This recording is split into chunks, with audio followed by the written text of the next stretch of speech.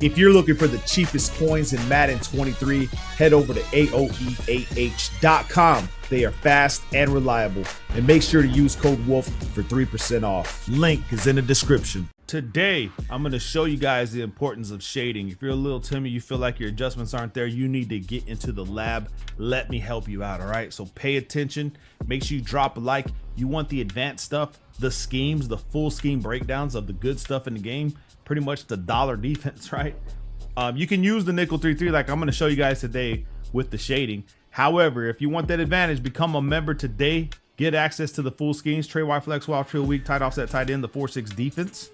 The wall stunt defensive play is pretty awesome. I'm not going to lie.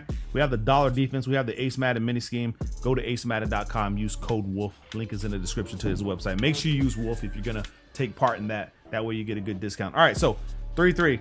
This defensive formation, I'm just showing you guys what it's about. I think this might be the Panthers playbook. I'm not too sure. I don't remember. However, that's not important. The shading aspect of it is. However, we do want to take in these formations, we want to make sure that we have safeties in these positions. Now, Hooger Hill's not that good. We want to go ahead and put Isaiah Simmons. He's going to be our user for this defense. We're going to take Collins out. We'll go ahead and put Banjo and then maybe Washington on the right side. So we got him. Yeah, we'll put Washington in this position. Now, the play we're going to run is called the cover one robber press. Okay. But I'm going to show you guys something. If you guys know defenses, if you're newer to Madden, it's important that you understand what the cover one robber press is supposed to do. Since you only have one high safety, you see the blue on the screen? Since you only have one, that means that the defensive backs in base settings are going to play over the top coverage and even outside. So cover one over the top, that means they're going to try their best to stay over the top of wide receivers, and they're going to play outside routes typically. Okay, so anything corner routes, things that go outside, typically they're going to play out there. However, players like D-Hop will cook anything going outside, inside because of the route running. So the ratings do matter. It's not necessarily the ability, but the high rating on D-Hop is why I use them in regs. However, the cover one robber press is a little bit different because if you go in there assuming that the shading is over the top and they run a play like verticals, okay, I want you to pay attention. This will be my user here, right? If I'm going to watch underneath or the cross, you'll see in this cover one robber press, look what's happening. Okay, that's touchdowns. I'll show you guys again. Cover one is supposed to be over the top coverage, right? In this instance, it's not, so you can't really trust the defense on itself to help you. See how he's getting over the top? This is where the importance of shading takes place. Okay, so what we're going to do is we're going to press wire triangle. You'll see your right stick, you'll have over the top, outside, inside, underneath. Since I know my cover one is supposed to be over the top, I always say this in my gameplays and in my other videos, I always reshade. Okay, I reshade for the defense because this is EA, they're very lazy. The coding behind the cover one, they're supposed to play over the top, but in some defenses like the nickel 3-3, you're still getting beat over the top. So if you go in and just redo that adjustment, right stick up for over the top. Now let's just see what happens. Okay, let's just see what happens on that left side. Now he's playing the way he's supposed to. I have the crossing route here. He dips low, which we probably should have had a stop, but I don't know why he's going for that animation to swat the ball. Bro, if you're gonna go for any animation, pick the damn ball. But let's come to instant replay now. So you saw how our outside defender was getting cooked and the outside receiver was getting past him. With the reshading that I did, okay, I prevented that from happening. Now he keeps up with him. Now he won't allow that. So it's important. Now, if I go underneath, you don't ever want to go underneath in the cover one unless it's like the red zone. Okay, I don't know what the hell I'm doing. Unless it's like the red zone. So right there, again, same thing. I did not shade over the top. That was stock defense. They're getting cooked over the top. So remember, in some defenses, if you're getting cooked by routes over the top, it's because you need to reshade in this cover one. If you shade underneath, okay, if you shade underneath in cover one, watch what happens. Your drag should be, well, actually, he's still getting cooked. Everybody plays underneath the routes. I'll show you the defense on the defensive backside, so yeah, you can actually see what's happening. So let's come to instant replay. Let's watch the receivers. Let's watch this receiver. He'll jump underneath his route. You'll see underneath. He's jumping underneath the route. Staying underneath the route. Okay, now we shade over the top, wire triangle right stick up for over the top. Let's go ahead and see how this plays out. This way. Now you'll see A big difference. See, we just pretty much locked down the whole verticals play. Now, obviously you don't want to run verticals against man defense, right? But I'm just trying to show you guys the idea behind it.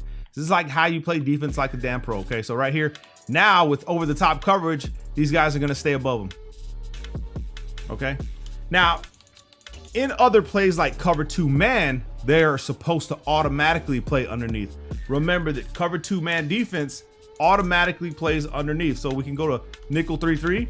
Let's go to the same play and let's see how the cover 2 man plays. Maybe it's backwards. Maybe they do play over the top. Maybe EA really just messed that up. They're supposed to be under, and the reason they're playing under is because you do have over the top help with these 2 deep halves.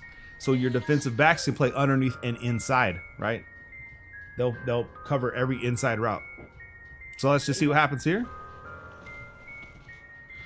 Man, my guy got cooked on the crossing route, but luckily, I mean, he's gonna get away with some yards. But luckily, right, my deep half was there. But look how bad this guy gets cooked because of the underneath coverage. And this is something you have to pay attention to. Okay, typically you're gonna guard the crossing route.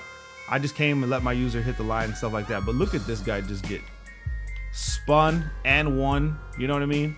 Like, where the hell are you, bro? You're like a mile away. Okay, so typically what you're gonna do is you understand that it's underneath coverage. You understand that you need to help.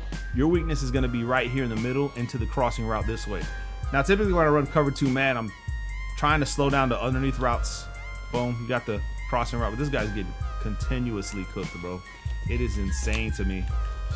The fact that Trevor Lawrence is actually running that is insane to me as well. So what you can do is you can also just shade over the top, right? And then you can put Simmons on the spy, and then you can wait. So you'll have over the top coverage. If you think they're trying to streak over you, you'll have over the top coverage. Boom, now we wait here. We have the spy there, and then we can send the spy when we're ready. Now he has no choice but to throw it away. So the shading, remember, you have to become a pro at the shading. But what about the inside outside stuff, right? What about that? If we come back to the cover 1, or let's just do cover 2 man, right? We'll come back to the 3-3, and let's just assume they're running levels wide corner. Now, here's what's cool about the levels wide corner is that if you shade inside, it has an outside route. So when we press wire triangle, put the right stick inside, your defensive back should play inside the receivers. However, that is their default setting. You'll see how they're lined up over here on this side. You see this right here? They're inside. What if I move them to the outside? Wire triangle. Typically, they'll shift to the out. I think this guy shifts. You just couldn't see it. Over here on the left side, you can see that he shifts to the outside. But let's go back inside. Okay, now he's back inside. And let's just see how this plays out with underneath inside against the levels. Let's see what's open here. Your better receivers with your better route running. I mean, my man's getting cooked right there on that side. But let's go into instant replay with this inside coverage.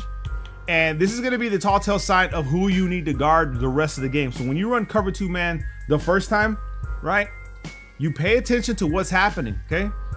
Jones right here is cooking whoever's on him because probably his route rating is too high. Matter of fact, let's just go into the coaching, right?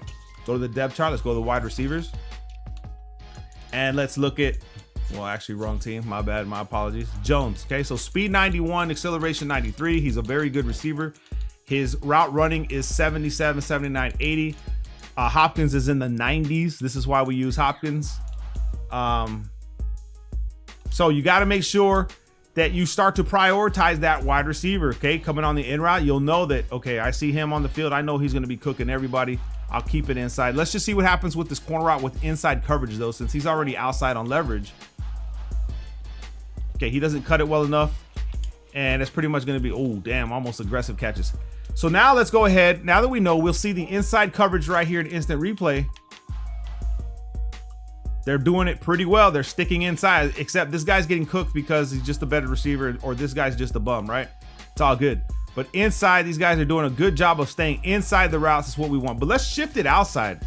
Let's go ahead and wire triangle right stick to the outside. You see how they shifted outside leverage? Let's see how this play with levels, how they actually execute this one. Now you'll see a different, right? It's a different story. When you shade it outside, you're allowing all the inside coverage routes to come in.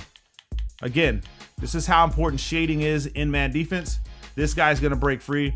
This guy does a pretty good job of staying in the way. He must have higher ratings than him, but this guy's now getting cooked. So you gotta understand. So the guy that's gonna cook you the most if you're ever facing the Jaguars, my apologies, is going to be Jones. Okay, Jones is gonna be cooking you most of the time. right there. It's like I said, it's going to be 50-50 RNG based for the coverage there. But you can reshade inside to make sure you can pass commit if you know it's going to be a pass. RB or R1 right stick up for the pass commit and see how it plays. Knowing that you got to guard the better wide receiver this way, boom, and the pass rush gets through. Not a lot they can do, man. So remember, practice your shading. If you have a defense or a man defense that you use, and it's the same principle with zero blitz. So zero blitz defenses, you want to shade over the top and possibly even inside or outside, depending on what the defense allows you to do. So make sure you understand what you're running. Drop a like on today's video. I hope this helped the newer players out, and make sure you check out all the other ones, man. Love you guys, man. Peace.